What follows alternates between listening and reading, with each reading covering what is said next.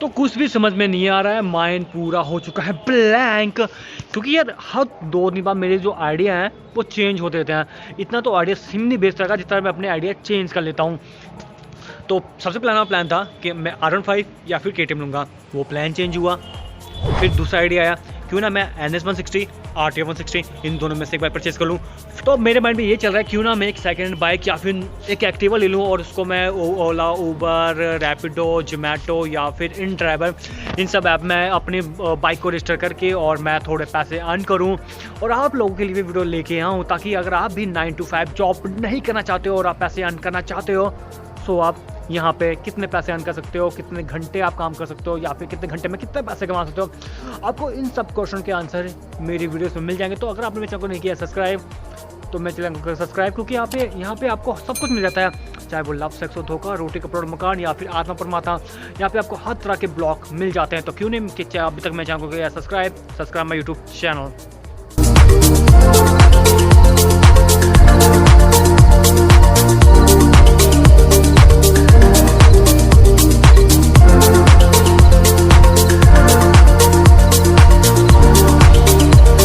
हमारी new Activa, वैसे new नहीं है, ये सेकंड हैंड है, बट फिर भी मेरे लिए एक न्यू एक्टिवा है।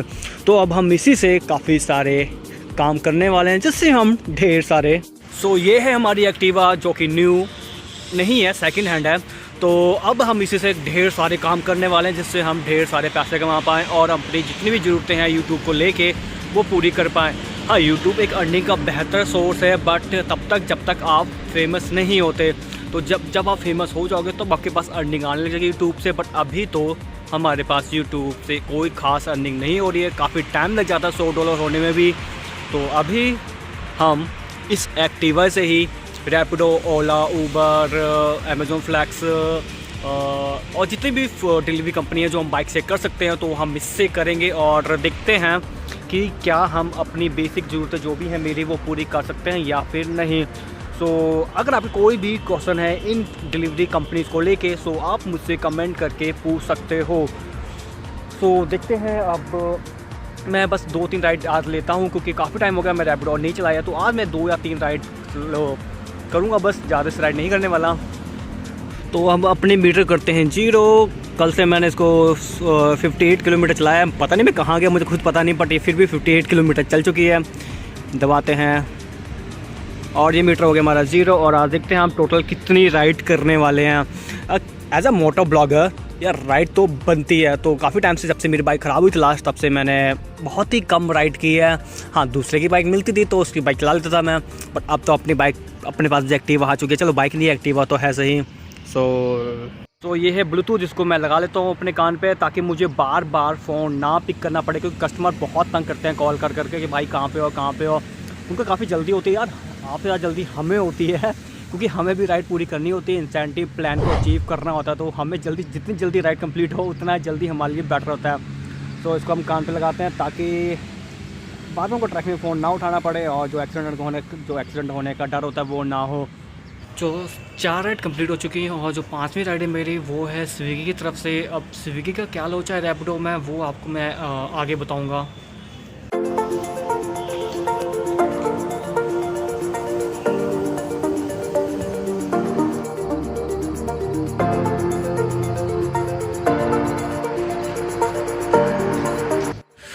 इस टाइम जो टाइम हो रहा है वो हो रहा है 10:45 और 8 नहीं 7:30 बजे मैंने जो राइड थी वो स्टार्ट कर दी थी।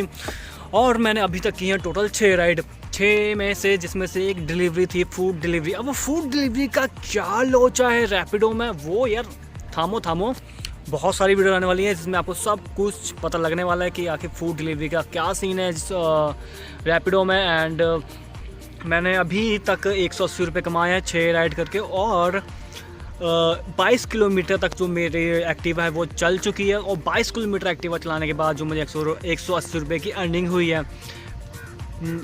एक चीज़ मैं आपको दिखा देता हूँ। मैंने आपको स्टार्टिंग में आपको दिखाया था कि जो मेरा जो मीटर है वो मैंने को 0 कर दिया था, और अब मेरे मीटर में कितना सो रहा है कि मेरी एक्टिवा कितनी चल चुकी है।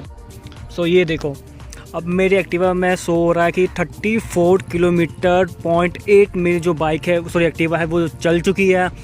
और रैपिडो में सो रहा है सिर्फ 22 किलोमीटर मेरी बाइक चली है। अब देखा आपने 34.8 किलोमीटर मेरी बाइक चल चुकी है और रैपिडो में सिर्फ शो हो रहा है कि 22 किलोमीटर भी जो मेरी एक्टिवा है वो नहीं चली है। एक्चुअली होता ये है कि हमें राइड नहीं मिलती तो थोड़ा हम आगे पीछे होते हैं और कस्टमर तक जो कस्टमर की लोकेशन तक पिक करने जाते हैं तो वो भी इसमें शो नहीं होता।